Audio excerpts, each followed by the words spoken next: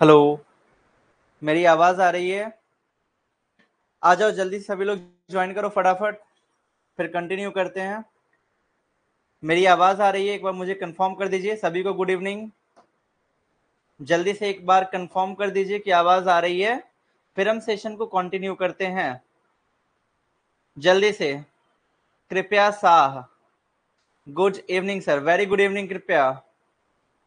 चलिए जल्दी लोग ज्वाइन कीजिए। Deepa Rani, good evening sir, very good evening, very good evening Deepa, very good evening Priyanka. हाँ जी, सभी लोग ज्वाइन कीजिए फटाफट से। चलिए ओके, चलिए तो आज हम स्टार्ट करते हैं ह्यूमन रिप्रोडक्शन का हमारा थर्ड टॉपिक, जिसमें हम पढ़ेंगे गैमीटोजेनेसिस के बारे में। ठीक है, जिसमें हम पढ़ने वाले हैं आज गैमीटोजेनेसिस के बारे में। चलिए, ऑडियो वीडियो सब क्लियर है? आगे बढ़ें। प्रॉपर वीडियो आ रही है एंड प्रॉपर वॉइस आ रही है? आगे बढ़ें। चलिए ओके, धन्यवाद। गुड इवनिंग सभी को, गुड इवनिंग। सो हजारों उलझने राहों में, हजारों उलझने राहों में और कोशिशें बेहिसाब, हजारों उलझने राहों में और कोशिशें बेहिसाब, इसी का नाम है जिंदगी। बस चलते रहिए जनाब, बस चलते रहिए जनाब। सो सभी का स्वागत है आज के हमारे ब्यूटीफुल से प्लेटफॉर्म पे, जिसका नाम है सेपियंस क्लासेस, जिसमें आज हम पढ़ने वाले हैं अपना ह्यूमन रिप्रोडक्शन का थर्ड टॉपिक, जिसमें हम पढ़ेंगे गैमेटोजेनेसिस के बारे में। सो जैसा कि आप सभी को पता है कि हमने 2 चैप्टर कंप्लीट कर लिया और थर्ड चैप्टर जो हम पढ़ रहे हैं अपने क्लास 12 का, दैट इज ह्यूमन रिप्रोडक्शन। ठीक है, जो हम थर्ड चैप्टर पढ़ रहे हैं क्लास 12 का, that is our human reproduction. ठीक है जी, जिसमें से हमने मेल रिप्रोडक्टिव सिस्टम कंप्लीट कर लिया। उसके बाद हमारा अगला टॉपिक था फीमेल रिप्रोडक्टिव सिस्टम, उसको भी हमने कंप्लीट कर लिया। तो आज के लेक्चर में जो हम पढ़ने वाले हैं वो है हमारा आज का न्यू टॉपिक, दैट इज गैमीटोजेनेसिस। ठीक है, हमारा आज का जो न्यू टॉपिक है, जो आज हम पढ़ने वाले हैं, वो है गैमीटोजेनेसिस। तो देखिए ध्यान दीजिए, यहां पे मैंने लिखा क्या, गैमीटोजेनेसिस। अब समझिए यहां से गैमीटोजेनेसिस, जस्ट मिनट वेट। हाँ जी, गैमीटोजेनेसिस मैंने बतलाया हुआ है आप लोगों को कि बहुत बार क्या होता है, नाम के साथ ही उसका अर्थ छुपा हुआ होता है। यहां भी सेम वही कहानी है, सेम वही कंडीशन है। यहां भी दो चीजें हैं, दो वर्ड है, जिस वर्ड को यदि आप समझ जाओगे तो ये टॉपिक आपका। गैमीटो, गैमीटो मीन्स गैमीट, जिसको हिंदी में पढ़े हुए होगे 9th-10th में, जो बिहार बोर्ड वाले होगे वो पढ़े हुए होगे। गैमीटो मीन्स गैमीट, हिंदी में युग्मक। यदि हम गैमीट की बात करें ह्यूमन रिप्रोडक्शन में, क्योंकि हम पढ़ रहे हैं ह्यूमन रिप्रोडक्शन, तो इसमें यदि गैमीट की बात करें तो गैमीट 2 होता है। एक होता है sperm and second is ovum. ठीक है, एक होता है sperm and second is ovum, that is gamete in humans. यदि हम बात करें जेनेसिस की, यदि हम बात करें जेनेसिस की, तो जेनेसिस का मतलब होता है फॉर्मेशन। ठीक, अब देखिए गैमीटो मीन्स गैमीट और जेनेसिस मीन्स फॉर्मेशन। अब यदि आपको कोई बोले इसका डेफिनेशन लिखना, तो क्या आप आराम से नहीं लिख दोगे? The process of formation of gamete, the process of formation of gamete, bracket में यहां पे sperm in male, sperm in male and ovum in female, and ovum in female is known as गैमीटोजेनेसिस। ठीक है जी, इज नोन एज गैमीटोजेनेसिस। देखिए यहां पे clear cut स्पष्ट रूप से मैंने लिख दिया कि the process of formation of sperm, sorry, the process of formation of ovum, sorry, I'm so sorry, the process of formation of gamete, और गैमीट कौन कौन से, मेल में स्पर्म और फीमेल में ovum. So the process of formation of gamete is known as gametogenesis. The process of formation of gamete is known as गैमीटोजेनेसिस, यानी कि gamete के निर्माण की प्रक्रिया को क्या बोलेंगे, गैमीटोजेनेसिस. यदि हम बात करें इसके टाइप्स की, यदि हम बात करें गैमीटोजेनेसिस के टाइप्स की, तो गैमीटोजेनेसिस दो टाइप का होता है. अभी क्या बोले, गैमीटोजेनेसिस के अंदर किस किस का निर्माण होता है, किसका फॉर्मेशन होता है, एक होता है स्पर्म का, गैमीट कौन कौन सा, एक फॉर्मेशन होता है स्पर्म का और एक होता है ओवम गैमीट. ठीक, सो इसी के बेसिस पे जो गैमीटोजेनेसिस होते हैं दो टाइप के, एक का नाम है स्पर्मेटोजेनेसिस और दूसरे का नाम है oogenesis. ठीक है, oogenesis. गैमीटोजेनेसिस दो टाइप के होते हैं, एक होता है स्पर्मेटोजेनेसिस और दूसरा होता है oogenesis. सेम यहां भी हम वही काम करेंगे. स्पर्मेटो, स्पर्मेटो का मतलब क्या हुआ, स्पर्म, एंड ऊ का मतलब क्या हुआ, ओवम, एंड जेनेसिस मीन्स, तो आपको पता ही है कि जेनेसिस का मतलब क्या होता है, फॉर्मेशन. ठीक है, जेनेसिस मीन्स फॉर्मेशन. तो देखिए, स्पर्मेटो मीन्स स्पर्म और जेनेसिस मीन्स फॉर्मेशन. यानी कि यदि मुझे इसको डिफाइन करना हो तो क्या बोलेंगे, the process of formation of sperm in male is known as spermatogenesis. ठीक है, यानी कि स्पर्म, मेल के अंदर स्पर्म के निर्माण की प्रक्रिया को क्या बोलेंगे, स्पर्मेटोजेनेसिस. वहीं यदि oogenesis की बात करें तो यहां पे क्या बोलेंगे, यहां बोलेंगे the process of formation of ovum, the process of formation of ovum is known as oogenesis. ठीक है, यानी कि फीमेल्स में, महिलाओं में ओवम के निर्माण की प्रक्रिया को क्या बोलेंगे, oogenesis. सो गैमेटोजेनेसिस दो टाइप के होते हैं, कि स्पर्मेटोजेनेसिस और एक oogenesis. स्पर्मेटोजेनेसिस किसको बोलते हैं, जिसमें स्पर्म का फॉर्मेशन होता है उसको बोलते हैं स्पर्मेटोजेनेसिस. वहीं हम यदि बात करें oogenesis की, तो oogenesis किसको बोलेंगे, ओवम के निर्माण के प्रक्रिया को क्या बोलेंगे, oogenesis. ठीक है, अब देखिए, क्लास 11th में आप एक चैप्टर पढ़े हुए होंगे, जिस चैप्टर का नाम है cell cycle and cell division. वहां पे यदि आप लोग वहां पे यदि मैंने आप लोग को पढ़ाया हुआ होगा, यदि आप लोग जो ऑफलाइन क्लासेस में पढ़े हुए होंगे 11th में मेरे से, तो मैंने पढ़ाया हुआ होगा वहां पे कि एक होता है माइटोसिस डिवीजन और एक होता है मियोसिस डिवीजन. ठीक है, तो वो जरूरी होता है, यदि आपको वो नहीं आता है तो आगे चल करके आपको दिक्कत होगी. मैंने आप लोग को बताया हुआ होगा क्लास 11th में भी. तो हल्का सा 2 मिनट में रिकैप कर लेते हैं हम माइटोसिस और मियोसिस का, जिससे हमारा टॉपिक और भी ज्यादा आसान हो जाएगा. ठीक है, तो याद कीजिए, जब मैंने पढ़ाया हुआ होगा माइटोसिस एंड मियोसिस. ठीक है, माइटोसिस एंड मियोसिस. ठीक है, माइटोसिस एंड मियोसिस. बिल्कुल शॉर्ट में जाएंगे, बहुत ज्यादा डीप की बात नहीं है, क्योंकि वहां पे पढ़ा चुका हूं, बस रिकैप के लिए यहां पे बतला रहा हूं. देखिए, माइटोसिस का दूसरा नाम होता है इक्वेशनल डिवीजन. ठीक है, mitosis is also known as, mitosis also known as equational division. ठीक है जी, mitosis is also known as equational division. यदि हम मियोसिस की बात करें तो मियोसिस दो टाइप का होता है। एक होता है मियोसिस 1 और दूसरा होता है मियोसिस 2।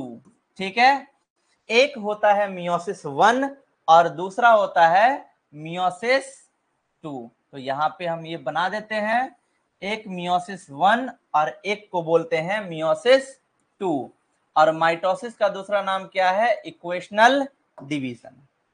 अब देखिए यहां पे यदि हम बात करें मियोसिस 1 की, तो मियोसिस 1 को बोलते हैं रिडक्शनल डिवीजन। ठीक है जी, मियोसिस 1 को बोलते हैं रिडक्शनल डिवीजन, क्योंकि यहाँ पे रिडक्शन होता है, कम होता है क्या? तो क्रोमोसोम का नंबर। वहीं यदि बात करें हम मियोसिस 2 की, तो मियोसिस 2 को बोलते हैं इक्वेशनल डिवीजन। ठीक है, मियोसिस 2 को बोलते हैं इक्वेशनल डिवीजन। क्लियर? और मियोसिस 2 जो होता है ये होता है बिल्कुल सेम एज माइटोसिस। ठीक है, सेम एज माइटोसिस। देखिए माइटोसिस का भी दूसरा नाम है इक्वेशनल डिवीजन और मियोसिस का भी दूसरा नाम है इक्वेशनल डिवीजन। ठीक है, सो माइटोसिस का भी दूसरा नाम है इक्वेशनल डिवीजन और मियोसिस का भी दूसरा नाम है, सॉरी मियोसिस 2 का भी दूसरा नाम है इक्वेशनल डिवीजन। देखिए जब डिप्लॉयड स्ट्रक्चर होगा, 2n का मतलब क्या होता है? डिप्लॉयड।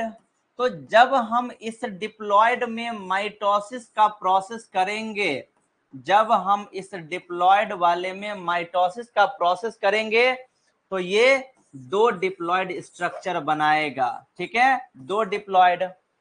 इक्वेशनल ऐसे याद रखिए, ई क्यू यू ए आगे में एल, इक्वल, यानी कि पहले भी 2n था तो आगे भी 2n ही रहेगा।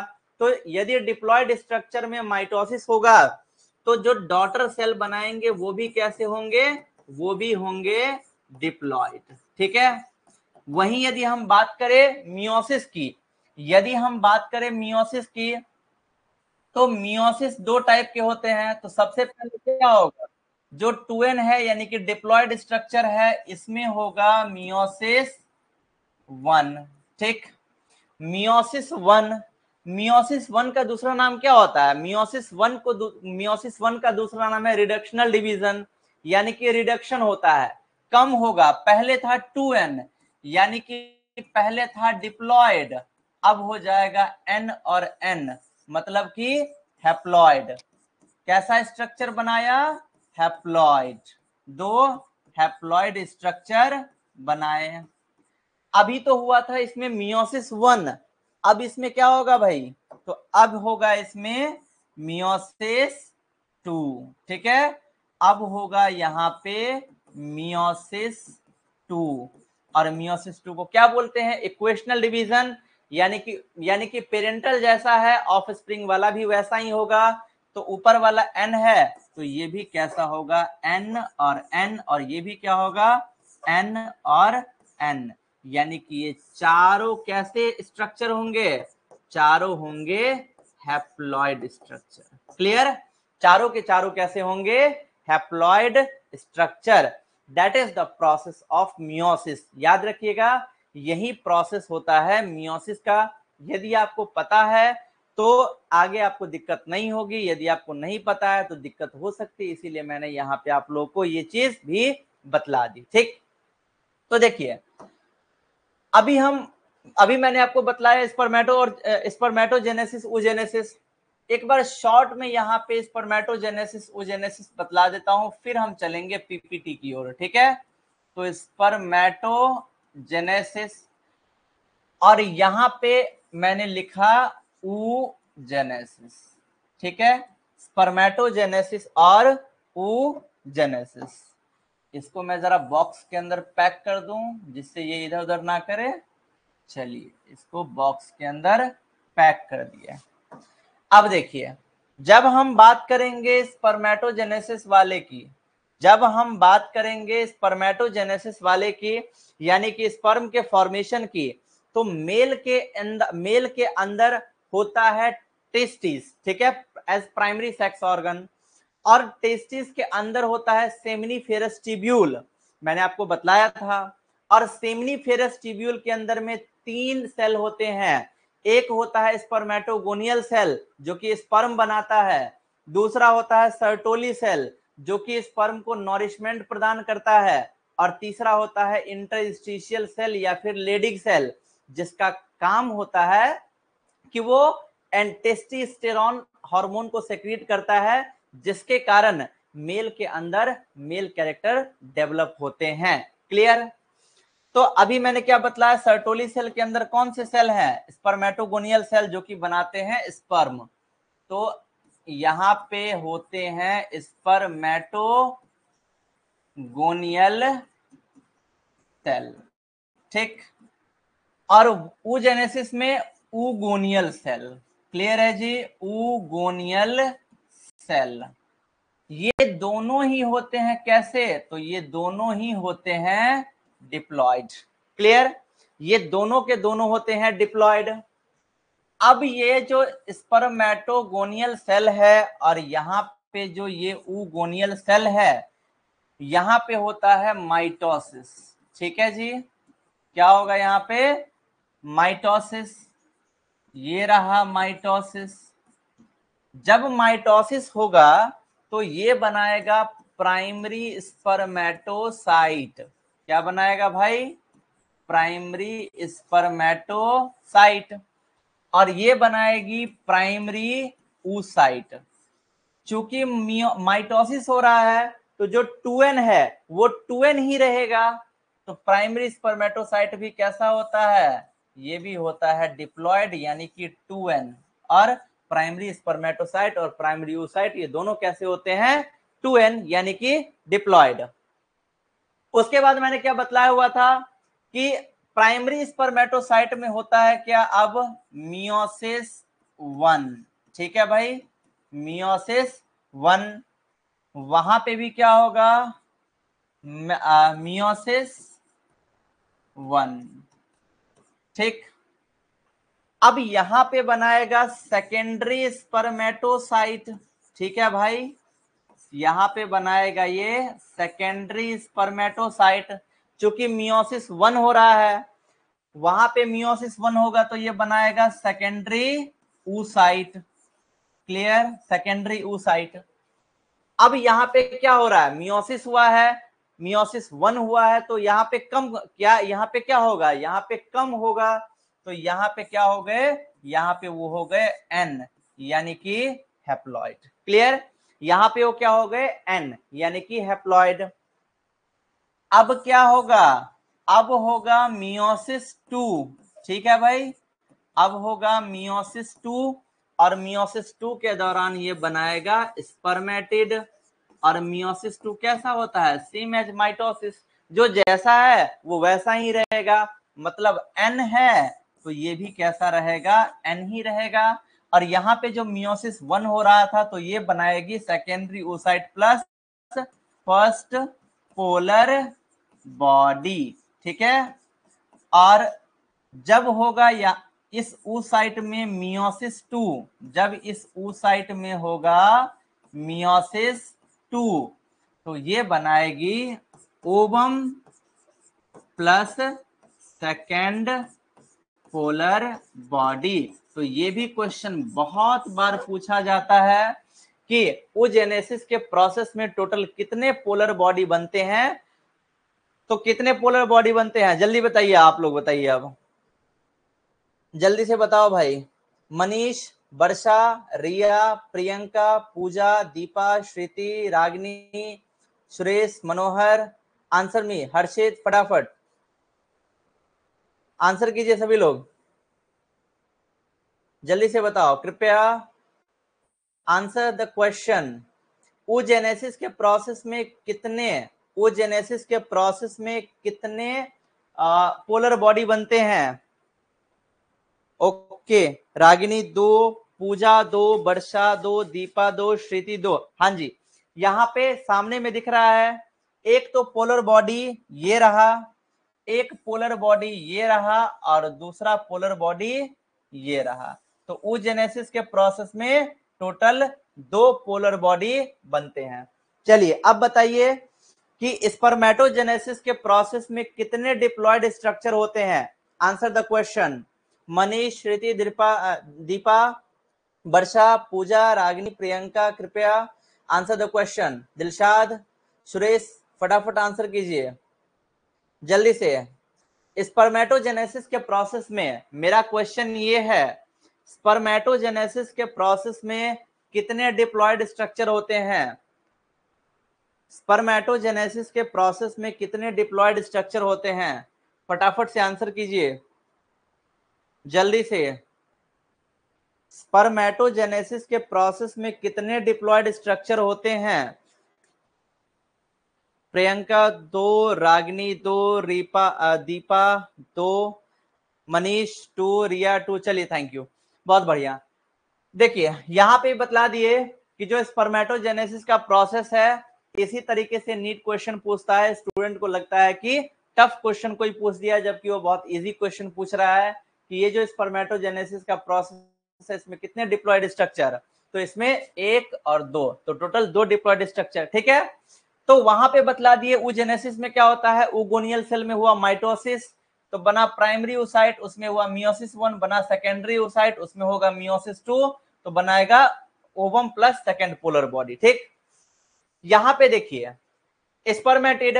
अब ये जो स्पर्मेटिड होता है, इसको बोलते हैं, ये जो स्पर्मेटिड है, इस स्पर्मेटिड को बोलते हैं इमैच्योर स्पर्म, यानी कि ये मैच्योर स्पर्म नहीं है। तो अब इसमें क्या होता है भाई, तो इसमें होता है मैचुरेशन। ठीक है, इसमें होता है मैचुरेशन, और मैचुरेशन के बाद ये बनाता है प्रॉपर स्पर्म, या फिर इसी का दूसरा नाम होता है स्पर्मेटोजोआ, यानी कि मैच्योर स्पर्म। क्लियर, यानी कि मैच्योर स्पर्म। तो ये है स्पर्मेटोजेनेसिस और oogenesis का प्रोसेस। याद रखिएगा, बहुत ही सुंदर तरीके से आप लोग को यहाँ पे बतला रहा हूं, इससे बढ़िया ढंग से आप नहीं समझ पाओगे, बहुत अच्छे तरीके से यहाँ पे बतलाया हूं। ठीक, एक नोट पॉइंट में याद रखिएगा, नोट पॉइंट में कि विटामिन ई, ठीक है जी, विटामिन ई हेल्प्स इन गैमीटोजेनेसिस। ठीक है, यदि किसी में विटामिन ई की कमी होने लगती है, तो उसमें गैमीट का फॉर्मेशन भी स्लो हो जाता है, जिसके कारण हो सकता है कि उसमें इनफर्टिलिटी की समस्या तक भी हो जाए। ठीक है, इसलिए याद रखिएगा किसी में विटामिन ए की कमी ना हो। क्लियर, सो ये था हमारा गैमीटोजेनेसिस। अब इसी के बारे में प्रॉपर लाइन भी देखेंगे, स्पर्म का स्ट्रक्चर भी देखेंगे। तो अब आ जाइए अपने पीपीटी पे, that is human reproduction lecture number 3, gametogenesis. Clear, जो मैंने बतलाया सेम लाइन यहाँ पे रिपीट होगा, सेम चीजें यहाँ पे दिखाई देंगी आपको। तो देखिए यहाँ पे, gametogenesis is the formation of gamete in gonads. ठीक है, गोनैड्स मतलब मेल में टेस्टिस और फीमेल में ओवरी। गैमेटोजेनेसिस 2 टाइप के होते हैं, एक होता है स्पर्मेटोजेनेसिस यानी कि फॉर्मेशन ऑफ स्पर्म, और दूसरा होता है oogenesis यानी कि फॉर्मेशन ऑफ ओवम। क्लियर, उसके बाद यहां पे बोल रहा है कि अब देखते हैं यहाँ पे स्पर्मेटोजेनेसिस।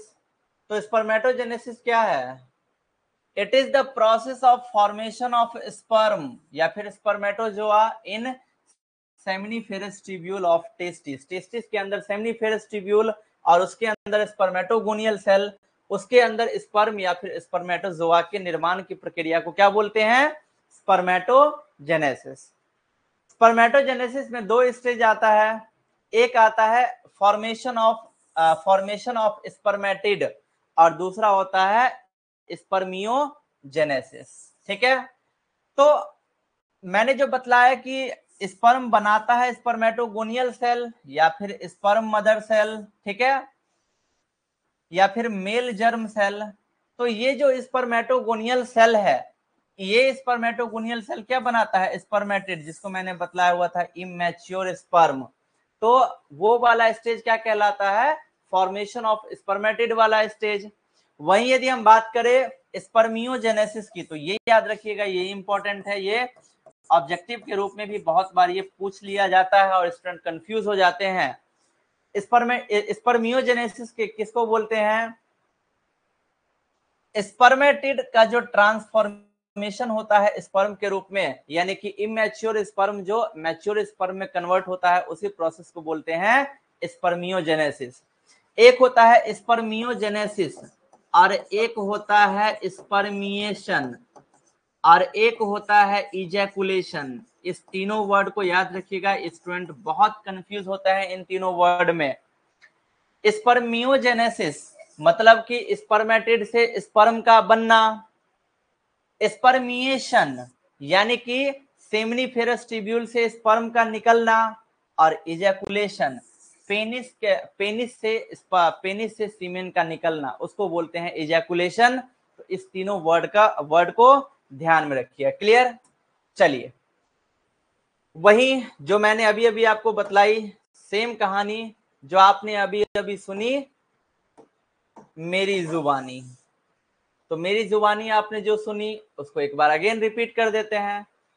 स्पर्मेटोगोनिया या फिर स्पर्मेटोगोनियल सेल डिप्लॉयड होता है, माइटोसिस हुआ, प्राइमरी स्पर्मेटोसाइट बनाया, मियोसिस 1 हुआ, सेकेंडरी स्पर्मेटोसाइट बनाया, मियोसिस 2 हुआ, स्पर्मेटिड बनाया, और अब उसके बाद स्पर्मियोजेनेसिस हुआ तो बना लिया स्पर्मेटोजोआ या फिर स्पर्म या फिर मैच्योर स्पर्म। तो अभी अभी आपको डिटेल में ये बतला ही दिया हूं।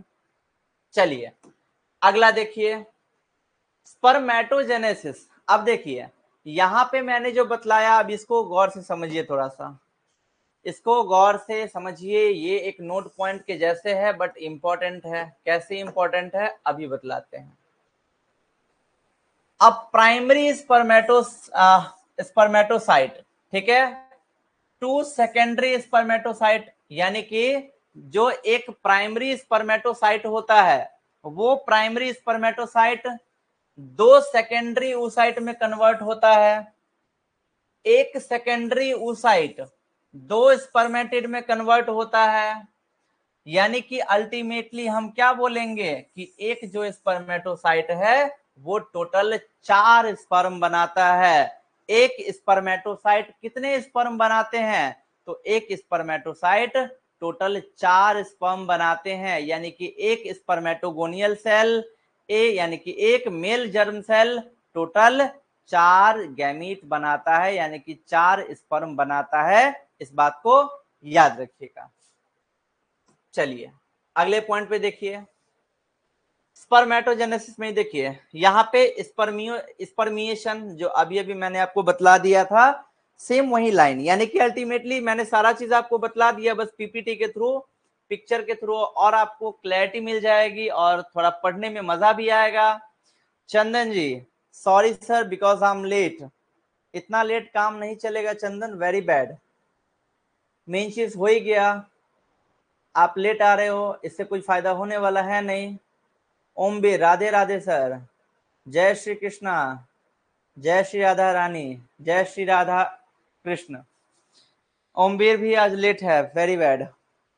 तो स्पर्मिएशन क्या कहता है, आफ्टर स्पर्मियोजेनेसिस, यानी कि जब स्पर्मियोजेनेसिस हो गया, जब स्पर्मेटिड से स्पर्म बन गया, sperm head are embedded in the Sertoli cell to get nourishment।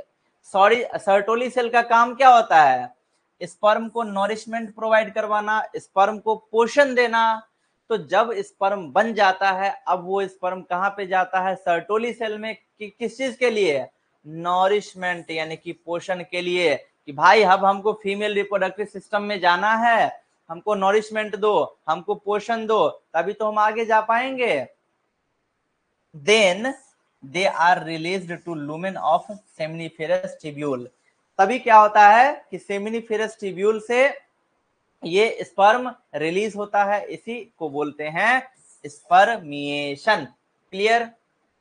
चलिए अगला आइए, यही question same as it is, यही चीज, इसीलिए आपको बोलता हूं टीचर पे भरोसा रखो, टीचर पे फेथ रखो, जितना आपको पढ़ा दिया जाएगा एज इट इज वही एग्जाम में आता है, वही यदि आप अच्छे से पढ़ लो, बिल्कुल यही वाला जो चार्ट है, यही बिल्कुल यही वाला चार्ट नीट 2024 के एग्जाम में आया हुआ है, और ये वाला चार्ट मैंने पढ़ाया भी था, यूट्यूब पे भी मैंने पढ़ाया हुआ था।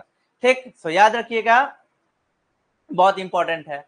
ट्रस्ट में, भरोसा कीजिए, जितना आपको पढ़ा देंगे बायोलॉजी में उससे बाहर आपको नहीं आएगा। यदि इक्का दुक्का क्वेश्चन आपको पूछा जाएगा तो नीट में टोटल 100 क्वेश्चन होंगे, उसमें से आपको 90 ही बनाना होगा। यदि इक्का दुक्का कोई बाहर आया तब पर भी आपके पास ऑप्शन बचे 98, 98 में से भी आपको 90 ही बनाना है। ठीक है, यानी कि ट्रस्ट में, यदि आप जिस तरीके से आपको पढ़ा रहे हैं, यदि उस तरीके से आप अच्छे से पढ़ लोगे, आपको दिक्कत नहीं होगी नीट के एग्जाम में। बायोलॉजी में, फिजिक्स केमिस्ट्री की मैं अभी नहीं बताऊंगा, बट बायोलॉजी में आपको दिक्कत नहीं होगी। देखिए हाइपोथैलेमस ग्लैंड, हाइपोथैलेमस ग्लैंड, यही ग्लैंड जो होता है, इसी ग्लैंड का काम क्या होता है, यही रेस्पॉन्सिबल होता है लव, फीलिंग्स, इमोशंस, हमारे बॉडी के टेम्परेचर को, सबको यही हाइपोथैलेमस ग्लैंड ही कंट्रोल करता है। तो ये जो हाइपोथैलेमस ग्लैंड है ना भाई, ये हाइपोथैलेमस ग्लैंड सेक्रीट करता है GnRH, और इस GnRH का फुल फॉर्म होता है गोनेडोट्रोपिन, गोनेडोट्रोपिन रिलीजिंग हार्मोन। ठीक है, गोनेडोट्रोपिन रिलीजिंग हार्मोन। अब ये जो GnRH होता है, ये एक्ट करता है पिट्यूटरी ग्लैंड पे, और यदि आपको पता हो तो पिट्यूटरी ग्लैंड को ही बोलते हैं मास्टर ग्लैंड। ठीक है, पिट्यूटरी ग्लैंड को ही बोलते हैं मास्टर ग्लैंड। हाइपोथैलेमस ने सेक्रेट किया GnRH, अब ये GnRH एक्ट किया पिट्यूटरी ग्लैंड पे, अब इस पिट्यूटरी ग्लैंड ने सेक्रेट किया 2 गोनेडोट्रोपिन, जिसमें से एक का नाम है LH यानी कि लुटिनाइजिंग हार्मोन, और दूसरे का नाम है FSH यानी कि फॉलिकल स्टिमुलेटिंग हार्मोन। ये जो लुटिनाइजिंग हार्मोन है LH, ये LH एक्ट करता है लेडिग सेल पे। ठीक है, ये जो LH है ये एक्ट करता है लेडिग सेल पे, या फिर इसी सेल का नाम है इंटरस्टिशियल सेल, और वो बनाता है, वो सेक्रेट करता है एंड्रोजन यानी कि टेस्टोस्टेरोन, और जो कि क्या करता है, स्पर्मेटोजेनेसिस के प्रोसेस को स्टिमुलेट करता है। साथ ही साथ वो जो एंड्रोजन यानी कि टेस्टोस्टेरोन हार्मोन है, वो मेल में मेल कैरेक्टर भी डेवलप करता है।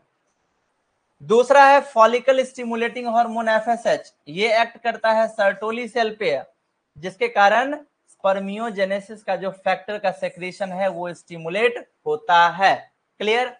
चलिए अगला देखिए, structure of sperm.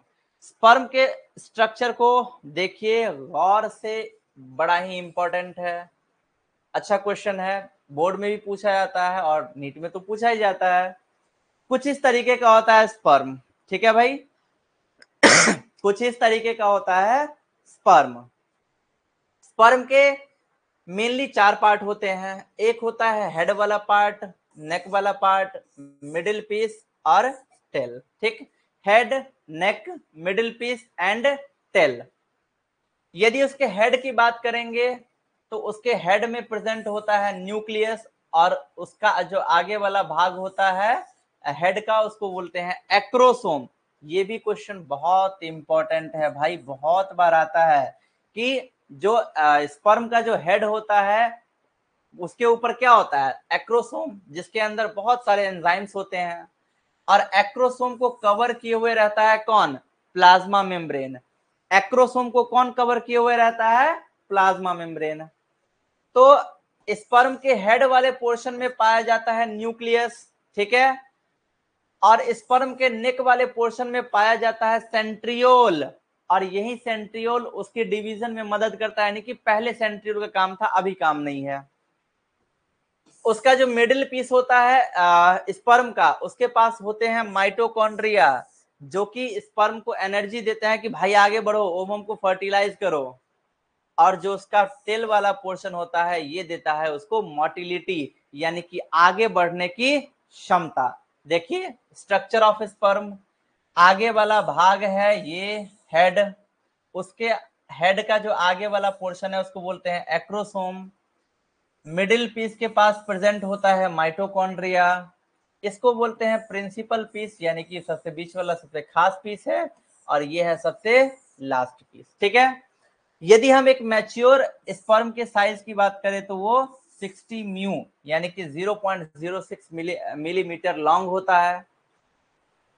Sperm is enveloped by a plasma membrane, जो स्पर्म होता है वो एक प्लाज्मा मेम्ब्रेन से घिरा हुआ होता है, अभी आपको बतला दिया हूं।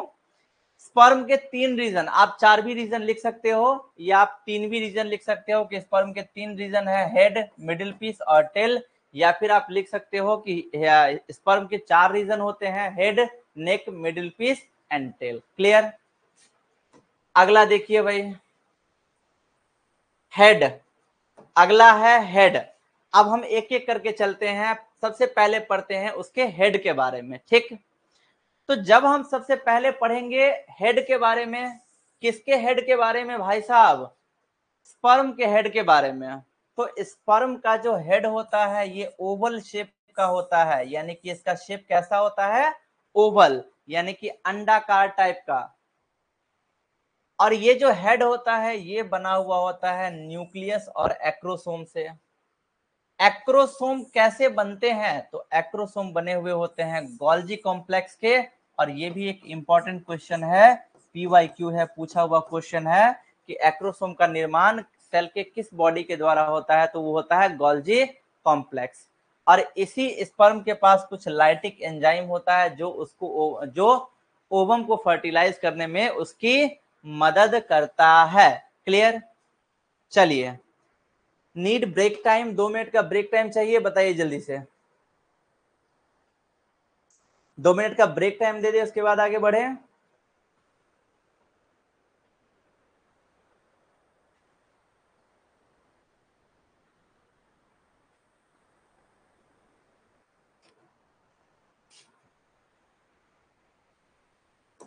रागिनी बोल रही है नहीं सर, चलो ठीक है, चलो ठीक है, 2 मिनट का नहीं 1 मिनट का दे देते हैं, थोड़ा सा रिलैक्स फील हो जाएगा स्टूडेंट को।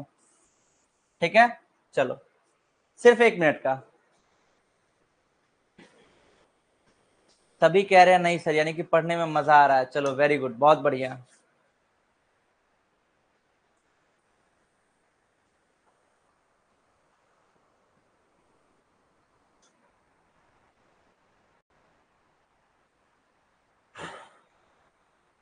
हम भी पानी पी लेते हैं भाई।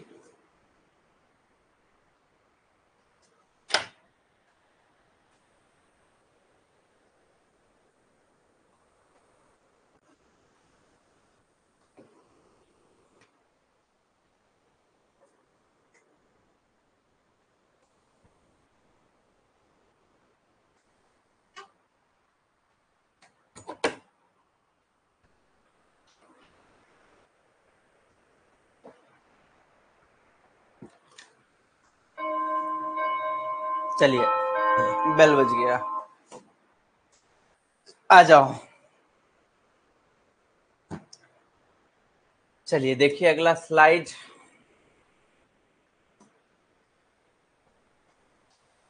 स्पर्म के मिडिल पीस की बात करते हैं।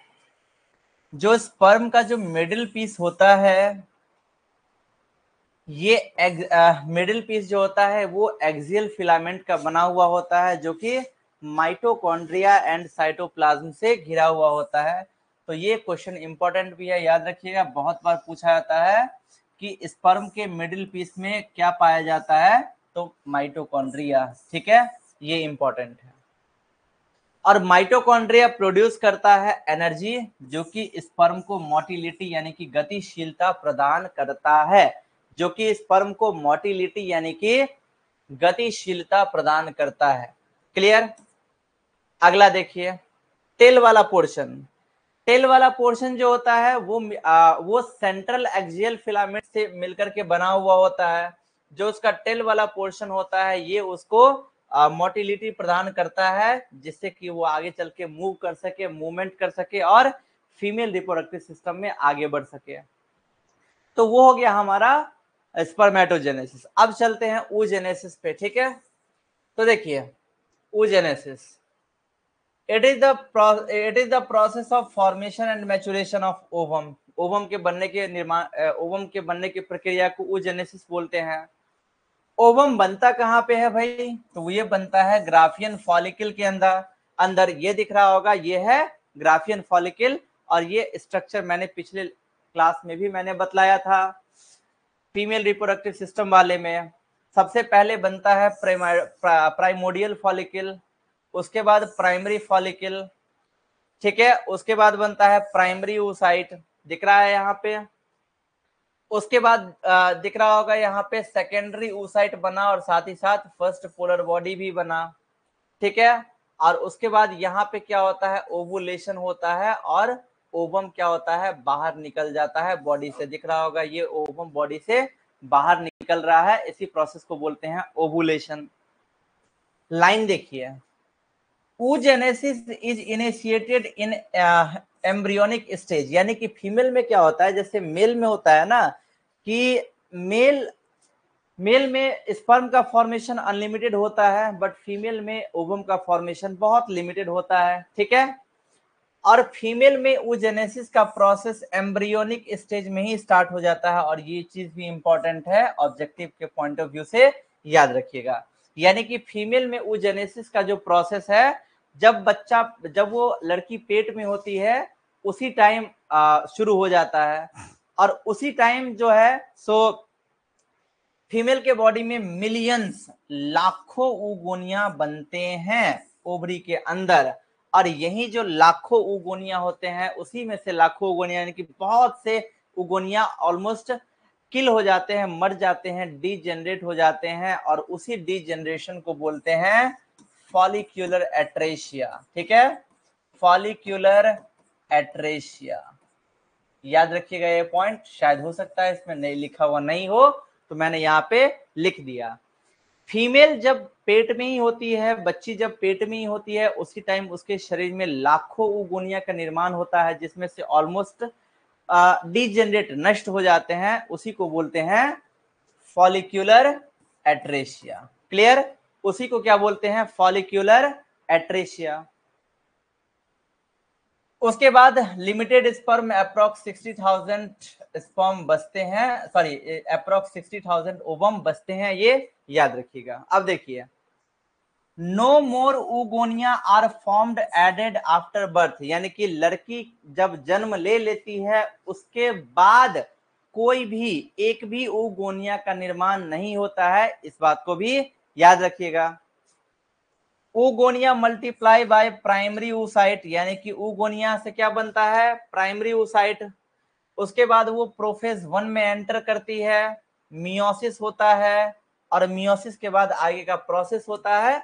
देखिए अगले स्लाइड में, each primary oocyte gets surrounded by a layer of granulosa cell to form primary follicle, यानी कि जितने प्राइमरी oocyte होते हैं वो चारों ओर एक ग्रेन्युलोसा सेल से घिर जाते हैं, ठीक है। दिख रहा होगा ये प्राइमरी oocyte। देखिए ये रहा यहाँ पे प्राइमरी oocyte, ये भाई साहब है यहाँ पे प्राइमरी oocyte। तो ये जो प्राइमरी oocyte हैं, ये चारों ओर से जो घिर गए हैं, इसको क्या बोलते हैं, इसी को ये चारों ओर से ग्रेन्युलोसा सेल्स के द्वारा घिर जाते हैं, इसीलिए इसको क्या बोलते हैं, प्राइमरी फॉलिकल, ठीक है। क्या बोलते हैं इसको, प्राइमरी फॉलिकल।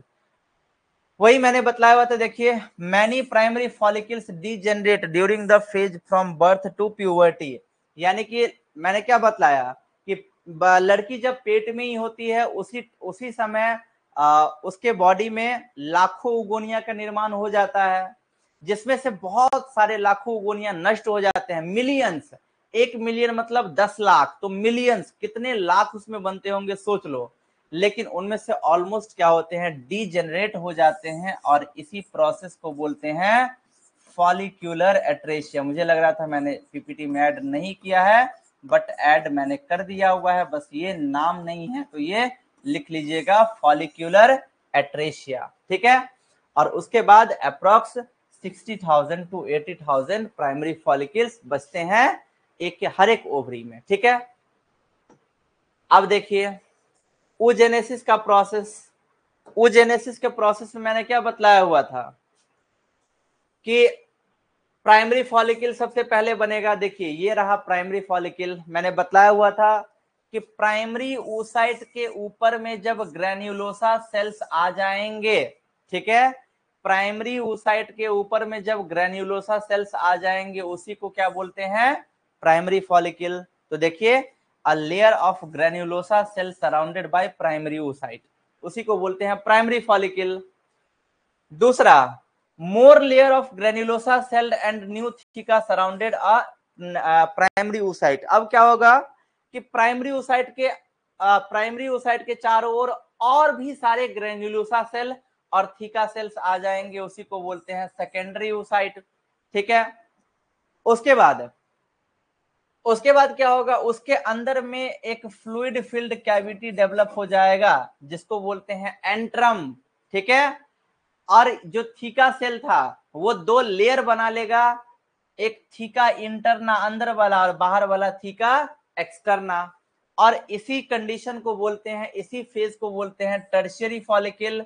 और सबसे लास्ट में जब वो फॉलिकल मैच्योर हो जाता है तो उसको बोलते हैं ग्राफियन फॉलिकल।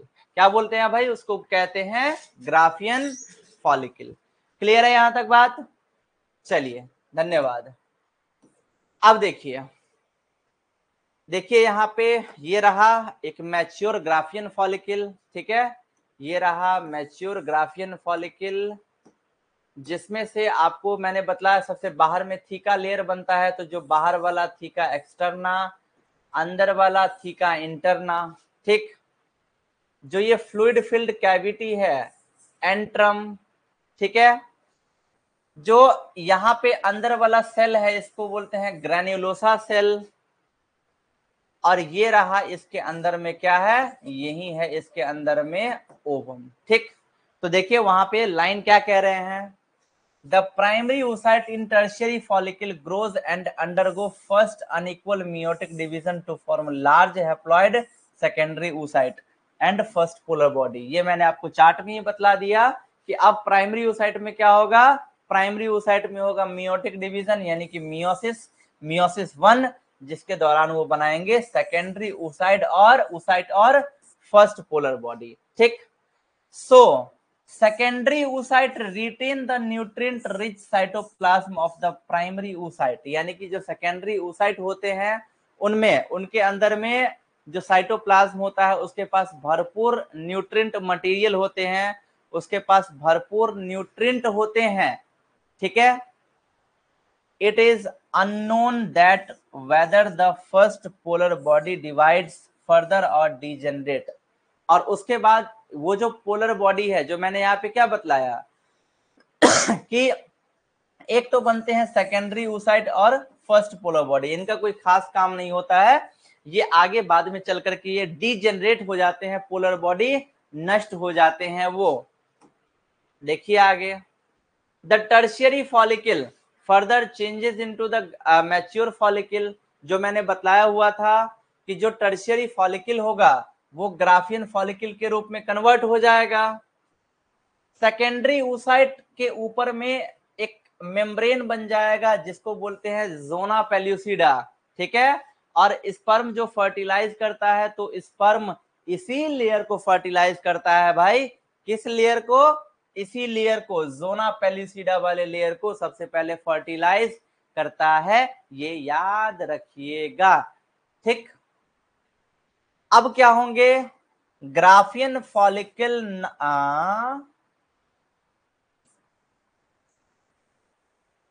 हाँ अब देखिए अब क्या होगा, ग्राफियन फॉलिकल नाउ रप्चर्स, यानी कि ये जो ग्राफियन फॉलिकल है मैच्योर वाला, ये रप्चर हो जाएगा और वहां से सेकेंडरी oocyte, जिसको हम जनरल लैंग्वेज में ओवम भी बोलते हैं, वो रिलीज हो जाएगा और इसी प्रोसेस को बोलते हैं ओवुलेशन।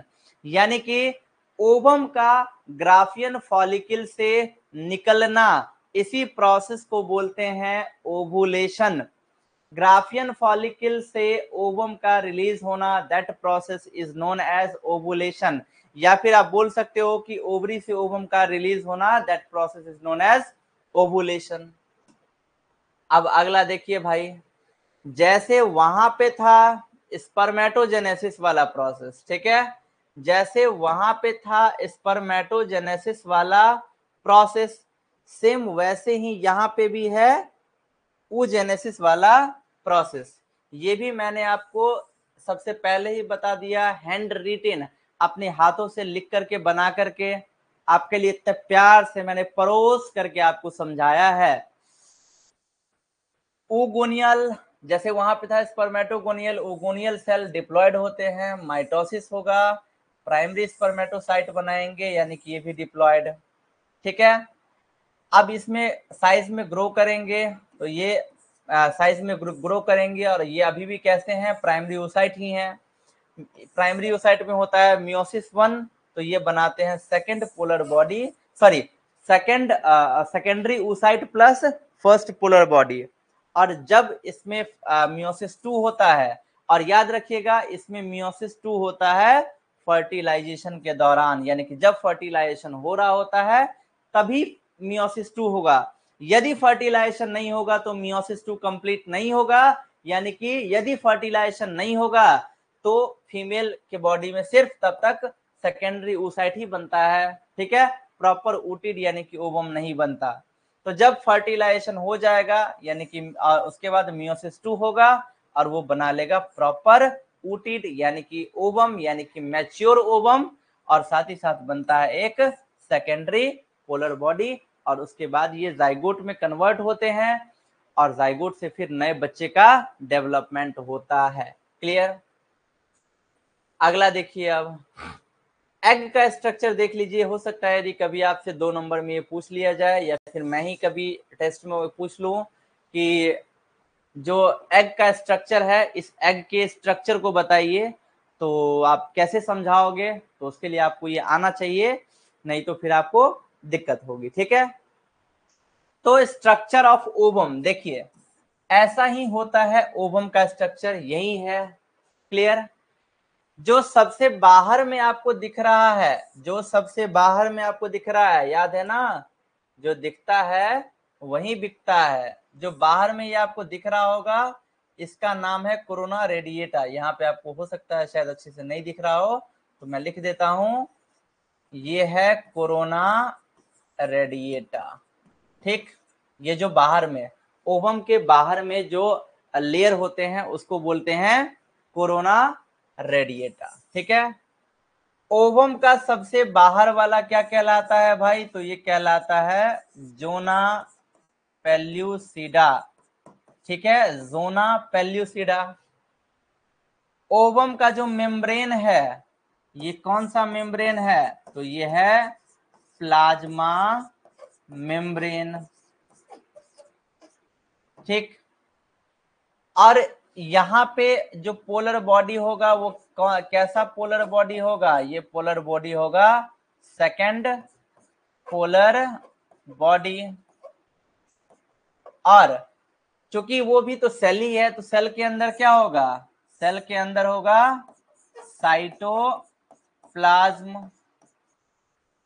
और उसी के अंदर होगा क्या? उसी के अंदर होगा न्यूक्लियस, यानी कि केंद्रक। तो ये सारे चीज इसमें प्रेजेंट होते हैं ओवम के अंदर।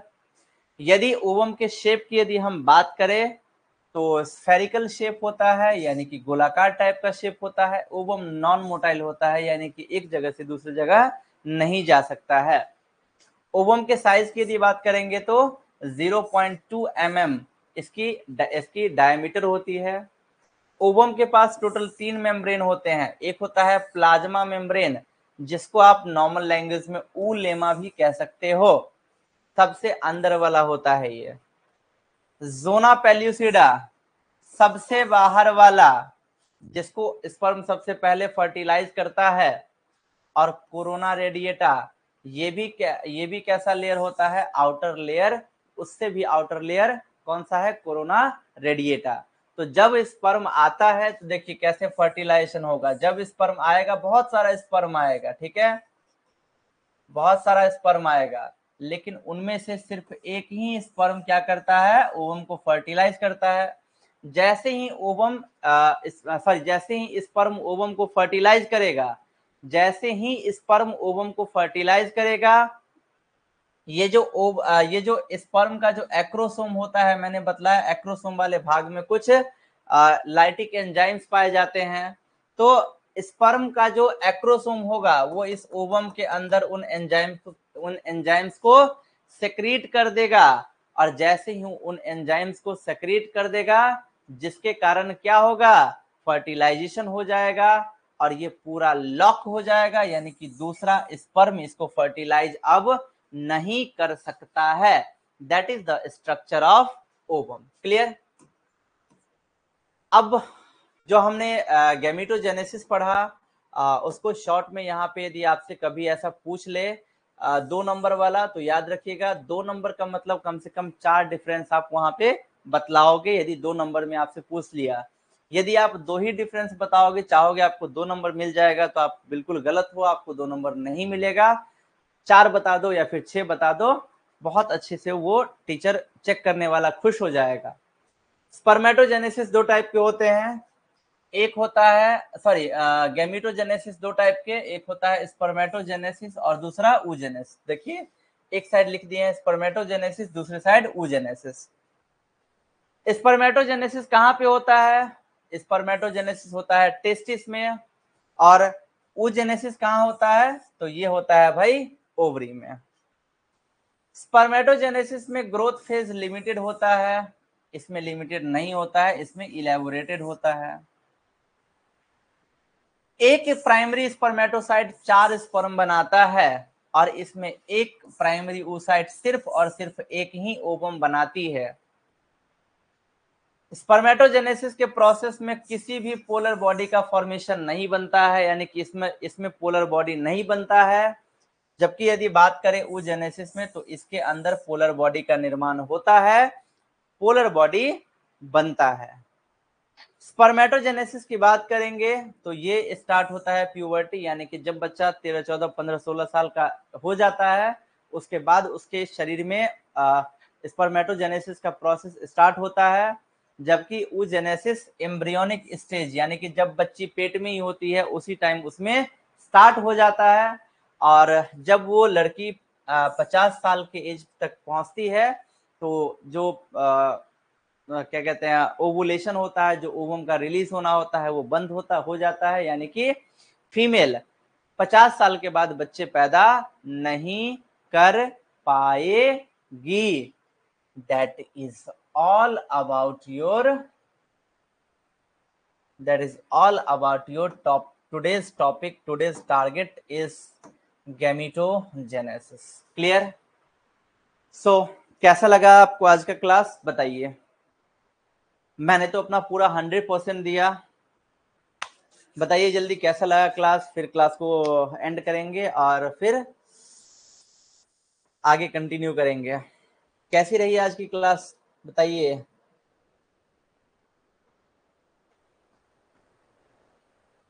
प्रियंका, पूजा, दीपा, रागिनी, ओमवीर, चंदन, रिया, वर्षा, आशुतोष, मनीष।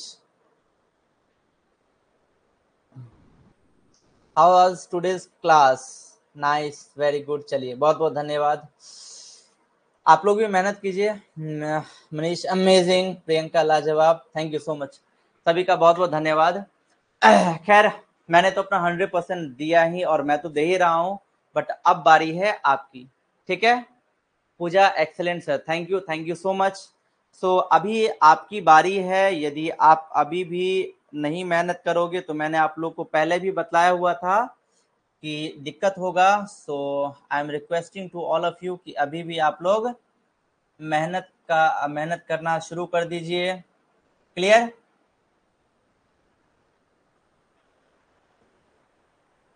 चलिए, क्लियर है जी? So continue, sorry I mean कि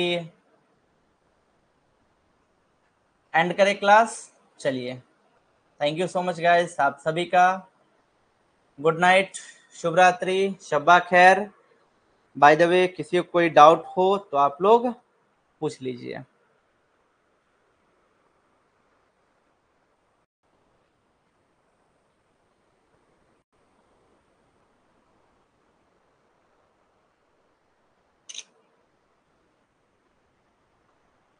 किसी को कोई डाउट तो आप लोग पूछ सकते हो।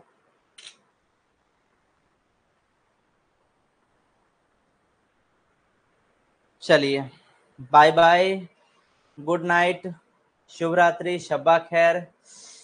मिलते हैं अपने कल के लेक्चर में, कल के वीडियो में, ठीक है? रागिनी का क्वेश्चन है, सर होल मियोसिस को रिडक्शन भी पढ़ सकते हैं क्या? ठीक है, एक मिनट बस, रागिनी का एक डाउट है कि होल मियोसिस को रिडक्शन भी पढ़ सकते हैं। देखो, मियोसिस और माइटोसिस, जो कि माइटोसिस उसमें भी होता है और इसमें भी होता है, तो कॉमन लैंग्वेज के लिए हम उसको ये भी बोल देते हैं कि मियोसिस को रिडक्शनल डिवीजन बोलते हैं, बट यदि उसके एक्सप्लेनेशन में जाएंगे तो हम मियोसिस 1 को रिडक्शनल डिवीजन बोलेंगे और मियोसिस 2 को इक्वेशनल डिवीजन। सो आप नॉर्मल लैंग्वेज में बोल सकते हो, ठीक है? चलिए, thank you so much, good night, शुभ रात्रि। मिलते हैं अपने कल के लेक्चर में, जिसमें हम पढ़ेंगे मेंस्ट्रुअल साइकिल के बारे में। ऐसे ही बने रहिए, लगे रहिए, अड़े रहिए। चलिए, गुड नाइट, शुभ रात्रि।